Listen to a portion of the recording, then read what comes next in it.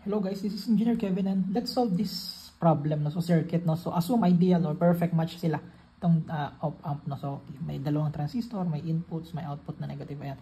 So ayan, start na natin no. Ito yung mga pinapanap no, aisle tail, mga currents, ano pa, mga currents, ayun, currents sa capacitor sa base, collector base, what do you call this?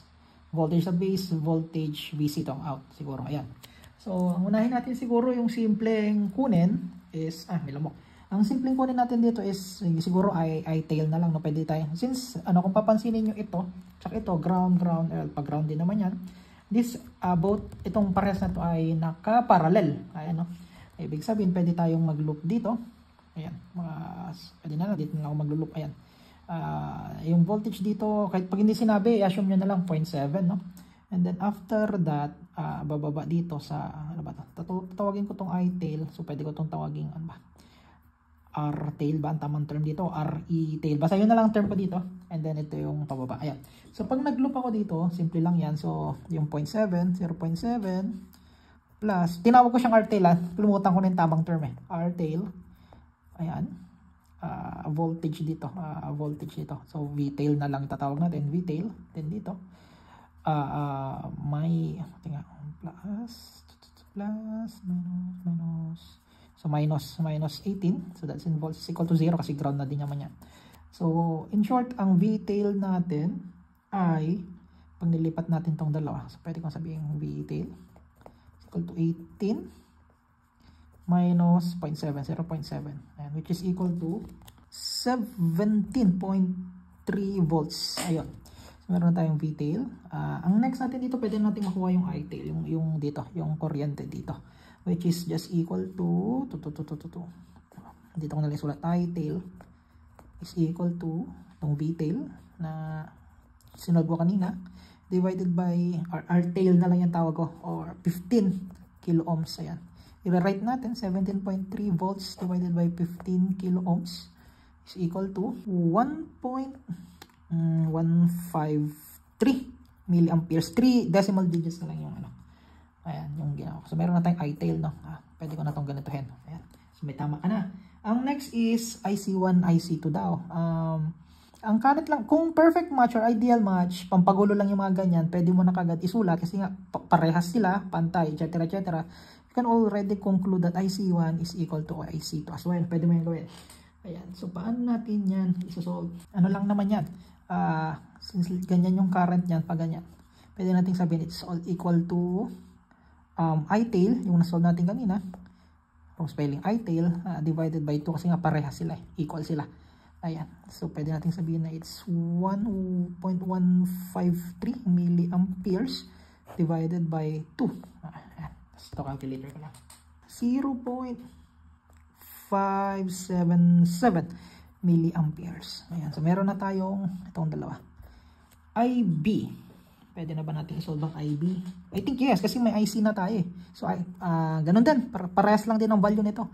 So, dito muna tayo sa isang IB. Sige nga, IB1 is equal to IB2. Which is also equal to, kahit anong IC gamitin natin, parehas lang naman. So, IC divided by beta. May beta tayo, di ba? Ayun. Which is equal to 0.577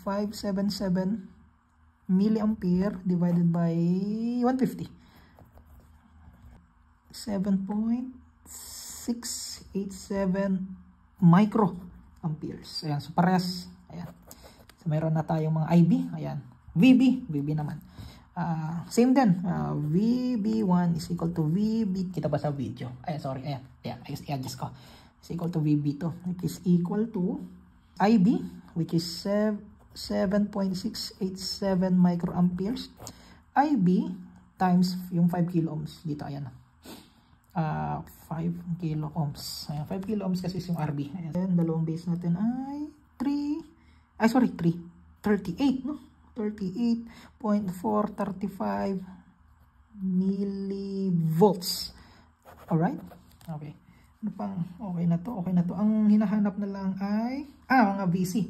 So, ang VC ay, since pares lang naman, kahit kuhunin mo lang yung isang side, no? So, ito yung loop.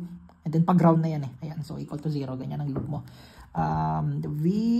Kita ba? Ayan. VC1 is equal to VC2. Alright, which is equal to paano ba to? Try ko munang mag-loop dito, no? So, 12, tagawa ko ng loop muna, ng equation. 12 minus yung dito, yung voltage dito. So, pwede ko ito siyang pangalan ng voltage sa resistor C. Ayan. May drop to kumakain to eh. Ayan. Minus yung makukuha mo dito. Minus VC1. Ayan. Is equal to 0 kasi pag ground na yan. Alright. So, 12 minus VRC. May VRC na ba tayo? Wala pa. Pero meron na tayong IC, di ba? Meron na tayong IC. So, yung VRC, solve ko muna. Solve for VRC. Dito na lang. Kita ba? Ayan. VRC lang naman is equal to. Ganun lang din. Ohm's law. IR, di ba? Whereas IC is ito. 0.577 milliamperes times yung resistance na nandito. 12 kilo ohms. Ayan. So, VRC natin is, calculator ko lang, 6.924 volts. Ayan. So, same side. Parehas lang. So, kahit ito na lang kinukuha ko. Okay lang yan. Okay. So, meron na tayong value ng VRC. So, 12 volts minus ito. Kunin ko to. Ilalagay ko lang dito. 6.924 is equal to VC1. Ayan. Nilipat ko na siya sa kabilang side. Ayan. Thus, so VC1 natin is equal to 5.076 volts. And then sinabi natin kanina, VC1 is equal to VC2. So, pwede rin natin sabihin which is equal to VC2. Ayan. So, pwede natin itong i-ganyan. Ayan. So, check. So, nakuha naman natin lahat. No? Tail current, meron ICs, IC1, IC2, meron IB1, IB2, meron mga voltages dito. Meron voltages dito, meron I-tail nakuha natin mga BC, itong mga to output eh. Ayan. So, yan.